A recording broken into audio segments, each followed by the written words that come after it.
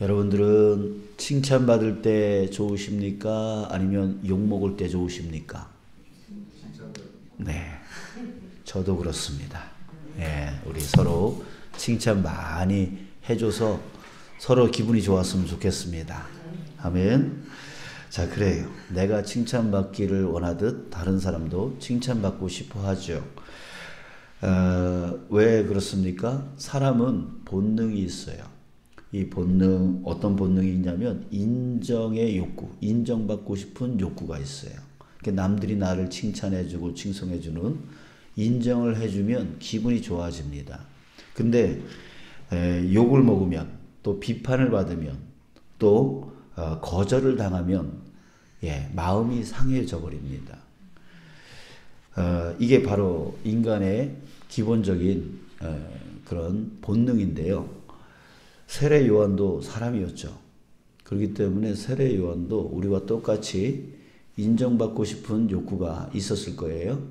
욕먹는 것보다 칭찬받는 걸 더 좋아했을 거란 말이에요. 자, 그런데 15절에 보니까 그는 엄청난 칭송을 받고 있었어요. 칭찬을 받고 있었어요. 15절, 백성들이 바라고 기다림으로 모든 사람들이 요한을 혹 그리스도신가 신중에 생각하니. 자, 유대인들이 아주 기다렸어요. 누굴? 메시아를. 그리스도를 엄청나게 기다렸어요. 그래서 그리스도가 빨리 와서 이 나라를 독립시키고 다시 다윗의 그 왕국을 재건되어지기를 간절히 바랬었어요. 자, 그런데 이 세례 요한을 보니까 이 사람이 그리스도신가? 라고 하는 생각까지 하게 되었다는 거예요.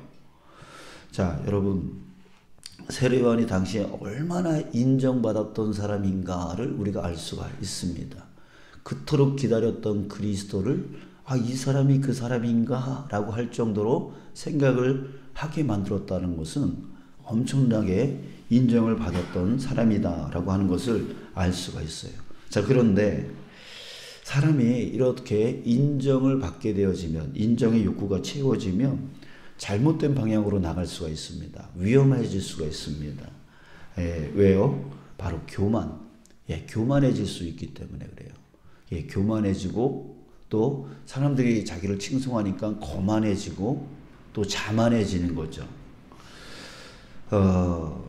그래서 자기가 뭔가 대단한 사람이 된 것 같은 착각을 불러일으키게 되어집니다. 그래서 우리는 항상 인정받는 삶을 살아야 되지만 항상 또 그것으로 인해서 내가 교만해지지는 않나, 거만해지지는 않나, 자만해지지는 않나 라고 하는 것을 항상 경계할 줄 아는 그런 삶을 살아야 됩니다. 세례 요한은요, 당시 대단한 인정을 받은 그리스도라고까지 생각하게 만들 정도로 그렇게 인정받는 사람이었지만, 그러나 그는 이 사람들이 그렇게 생각하는 것에 대해서 강하게 부정을 합니다. 16절, 요한이 모든 사람에게 대답하여 이르되 나는 물로 너희에게 세례를 베풀거니와 나보다 능력이 많으신 이가 오시나니 나는 그리스도가 아니다라고 하는 그런 강한 부정을 하고 있는 거예요.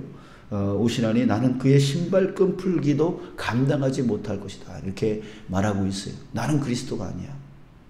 내 뒤에 오시는 이가 진짜 그리스도야 라고 말하고 있는 거예요. 그가 이렇게 말하면 어떻게 될까요?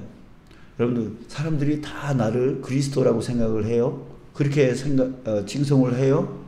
그런데 나는 아니야 라고 했을 때 여러분 어떤 두려움이 있을까요? 지금까지 인정받았던, 지금까지 칭송받았던 그 모든 것이 다 잃어버려질 수 있는 그런 상황이 올 수가 있다고요. 또 지가 그리스도도 아닌데 왜 그렇게 하는 거야? 라고 하는 비판, 그리고 그 다음에 찾아오지도 않는 거절, 이런 것들이 다가올 수 있다고요. 그런 두려움이 사람이 있단 말이에요. 그래서 사람들이 날 버리면 어떡하나 라고 하는 그런 두려움, 이런 두려움이 있단 말이죠. 그러나 그럼에도 불구하고 그 두려움이 있음에도 불구하고 그는 자기가 그리스도가 아니다라고 부정을 했어요. 또 게다가 19, 20절에 보면은 그는 고난을 당합니다.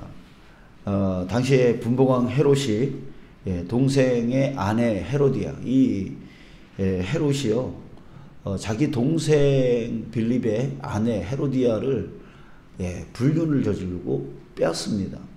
이 일을 세례 요한은 가만히 있지 않아요. 그것에 대해서 비판을 하고요. 또 이 헤롯의 그 잘못에 대해서 비판을 했습니다. 그래서 감옥에 갇히게 되어지죠. 결국 나중에는 목이 잘려서 죽는 데까지 나아가게 되어지는데, 그냥 대충 둘러대고 또 자기가 그리스도인 척 하면서 살면 얼마나 다른 사람들이 얼마나 칭송을 해줄 거고 또 자기 삶이 얼마나 편할 수 있겠어요. 그러나 그는 자기가 그리스도가 아니다라고 부정을 했고, 그리고 온전치 못한 삶에 대해서 직격탄을 날리는 비판하는 그런 일을 결코 멈추지를 않았습니다. 그래서 결국 스스로 고난의 길로 나갔던 것이죠. 자, 여러분, 우리 이 세례 요한이 바로 이렇게 살 수 있었던 이유, 자기를 높이지 아니하고 남들이 다 그리스도라고 생각하고 있는데 자기를 그리스도인 척하면서 편하게 살려고 하는 그런 삶으로 나아가지 아니하고 이렇게 교만하지 아니하고 거만하지 아니하고 자만하지 않고 오히려 겸손할 수 있었던 이유가 뭘까요? 여러분들, 이것이 바로 우리에게 있었으면 좋겠습니다. 아니, 있어야 됩니다. 이런 겸손이 우리에게 있어야 돼요. 남들이 나를 칭찬할 때에 그것을 교만과 거만과 자만으로 나가지 않도록 할 수 있는 그 겸손, 그리고 올바른 신앙 가운데 살아갈 수 있는 그 겸손이 우리에게 반드시 있어야 되는 것이죠. 자, 그 이유가 뭘까요? 그는 겸손했던 게 아니라 겸손할 수밖에 없었던 겁니다. 왜일까요? 바로 그는 그리스도를 알았기 때문입니다. 그리스도가 어떤 분인가를 진정으로 알고 있었기 때문에 그는 겸손할 수밖에 없었어요. 자기를 높일 수가 없었어요. 자, 여러분, 우리가 정말 겸손할 수 있는 방법은 뭐냐면 바로 그리스도를 아는 거예요. 그리스도가 나에게 어떤 분인가를 진정으로 아는 사람은 겸손할 수밖에 없습니다. 그러나 그리스도를 알지 못하는 자들은 교만할 수밖에 없어요. 자신의 본능, 그 인정받고 싶은 욕구, 이 본능으로 살아가는 그런 자가 될 수밖에 없습니다. 자, 그리스도가 어떤 분이신지 우리 다시 한번 오늘 세례 요한의 모습을 통해서 우리 다시 한번 깨달았으면 좋겠습니다. 자, 첫 번째 16절에 한번 보세요. 그는 이렇게 말하죠. 요한이 모든 사람에게 대답하여 이르되 나는 물로 너희에게 세례를 베풀거니와 나보다 능력이 많으신 이가 오시나니 나는 그의 신발끈을 풀기도 감당하지 못하겠노라. 그는 성령과 불로 너희에게 세례를 베푸실 것이요. 자, 여기서 자기가 얼마나 그리스도 앞에 얼마나 아무것도 아닌가 라고 하는 표현이 어떤 표현이냐면 바로 나는 그의 신발끈을 풀기도 감당하지 못하겠노라 이겁니다. 신발끈, 당시에는 그 맨발로 다니거나 아니면은 아주 우리 슬리퍼, 여러분들이 지금 신고 있는 그 슬리퍼 같은 샌들 있죠? 그 아주 얇은 바닥에 그 샌들을 신고 다녔는데, 뭐 우리 운동화처럼 이렇게 먼지 같은 거를 막아주는 그런 역할이 아니죠. 그냥 발바닥에 상하지 않도록 발바닥만 보호하는 그런 거예요. 그러니까 먼지가 많이 묻습니다. 그래서 실내로 들어갈 때는 그 샌들을 벗어야 되는데, 그 샌들이 여러분들이 뭐 로마 시대 때 영화를 보면은 어때요? 이게 끈으로 이렇게 칭칭 감았습니다. 이게 종아리까지 이렇게 감은 걸 볼 수가 있어요. 이거를 푸는데 그 푸는 역할을 하는 사람들이 본인이 아니라 노예들이 했습니다. 근데 노예 중에서도 가장 밑바닥에 있는, 가장 천한, 가장 어린 그런 종이 했어요. 그러니까 우리는 이해가 잘 안 되죠. 신발끈을 푼다? 그럼 풀면 되지. 뭐 이렇게 하는데, 이 당시에 정서상 신발끈을 푸는 거는 가장 천한 노예가 했기 때문에 신발끈을 푼다라고 하는 말을 딱 들었을 때, 아, 그 정도야?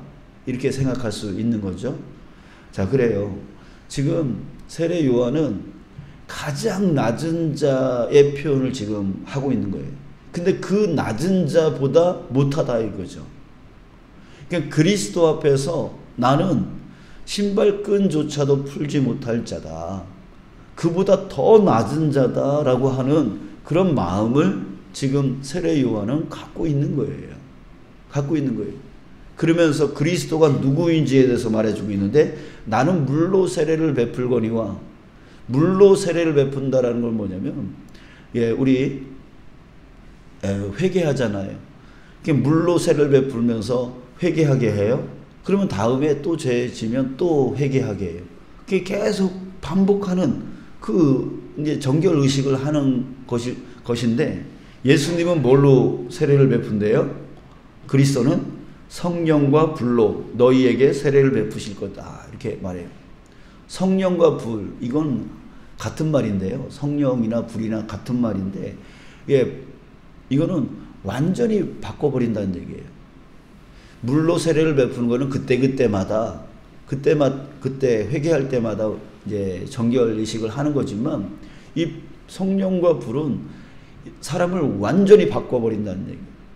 이제 더 이상 회개가 필요 없다는, 그냥 완전하게 바꾼다라고 하는 거예요. 그러니까 자기는 그냥 물로 그렇게 하지만 그리스도는 완전히 바꿔주는 그런 분이다라고 말하고 있어요. 자, 17절에 또 보니까 손에 키를 들고 자기의 타작마당을 정하사 알곡은 모아 곡간에 들이고 쭉정이는 꺼지지 않는 불에 태우시리라. 무슨 말입니까? 심판에 대한 말이에요. 키를 들었다는 거예요. 키를 들고 알곡은 곡간으로, 쭉정이는 불에 태워버리는. 이게 심판. 우리에게 천국과 지옥을 가를 수 있는 권한이 바로 그 그리스도에게 있다라고 하는 얘기예요. 여러분, 만약에 나의 삶을 이렇게 가를 수 있는 사람이 내 앞에 있다. 여러분 어떻게 하시겠어요? 그 사람 앞에 어떻게 하시겠어요? 우리 갑질하는 사람들이 있어요. 왜 갑질해요? 그 사람이 나를 결정할 수 있는 권한이 있기 때문에 그 사람이 갑질하는데 아무 소리 못하는 거잖아요. 사람 앞에서도 그래요. 여러분, 우리의 천국과 지옥을 가를 수 있는 분이에요. 누가? 그리스도가. 그분이라고요. 지금 이거를 세례 요한은 철저하게 알고 있었단 말이에요. 또 세 번째, 22절 보십시오. 성령이 비둘 같은 형체로 그의 위에 강림하시더니 하늘로부터 소리가 나기를. 하늘로부터 누구의 소리입니까? 하나님의 소리죠.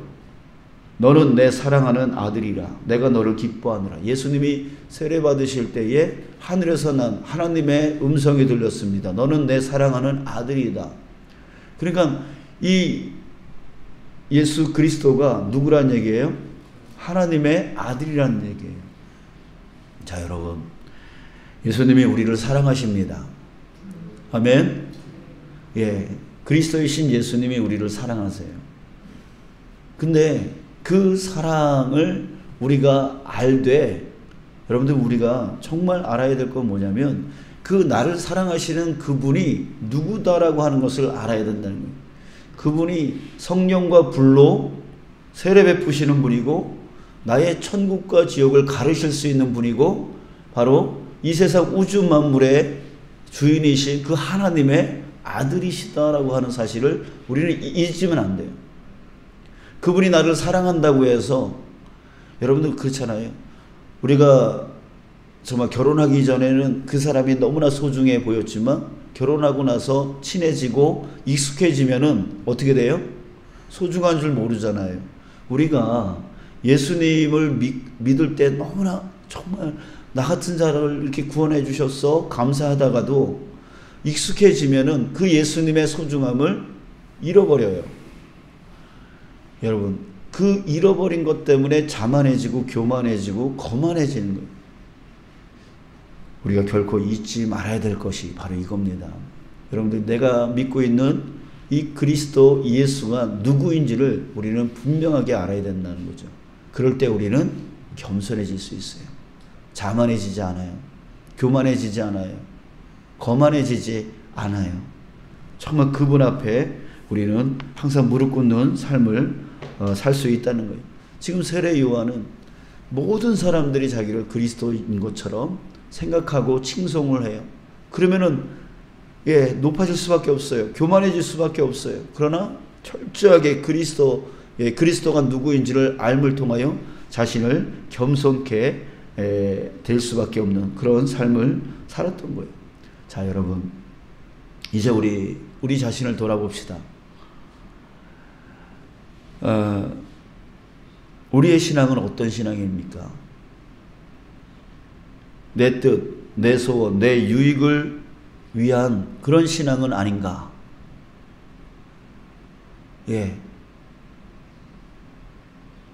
여러분들, 신앙이란 그런 게 아니죠. 신앙이란 바로 지금 세례 요한이 보여준 게 진짜 신앙입니다. 신앙이라고 하는 것은 나를 드러내는, 나의 삶을 인정받으려고 하는 그런 게 신앙이 아니에요. 신앙이란 뭐냐면 주님을 인정하는 삶이 신앙입니다.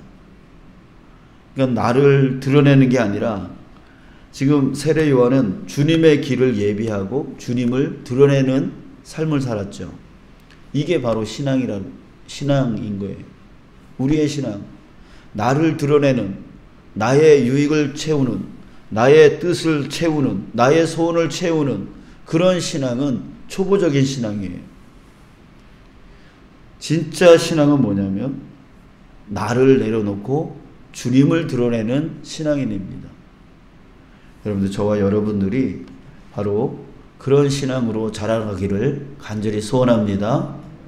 나를 채우는 신앙이 되어지지 마시고, 이제 여기 모여진 분들은 이제는 신앙의 연륜이 많이 되신 분들이잖아요. 이제 그렇다면 영적으로도 성장해야죠. 나를 채우는 신앙이 아니라, 나를 드러내는 신앙이 아니라 이제는 예수님을 드러내는 신앙.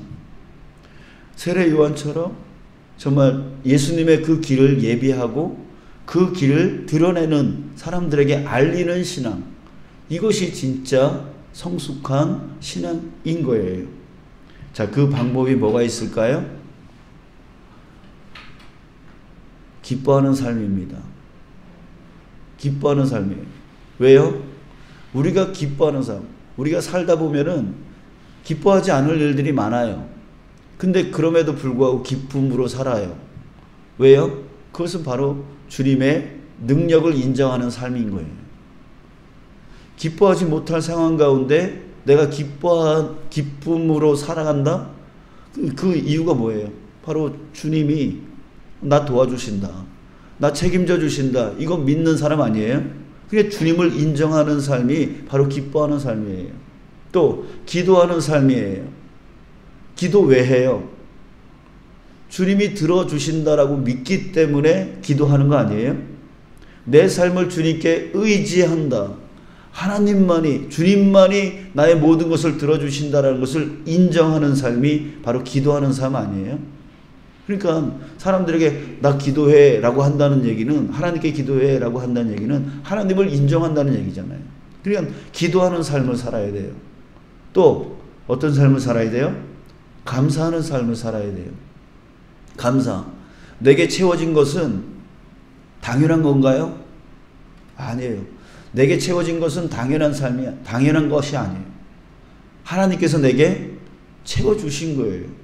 여러분들이 오늘 이 시간에 이 자리에 있을 만큼의 그 건강을 가지신 것은 당연한 게 아니란 말이에요.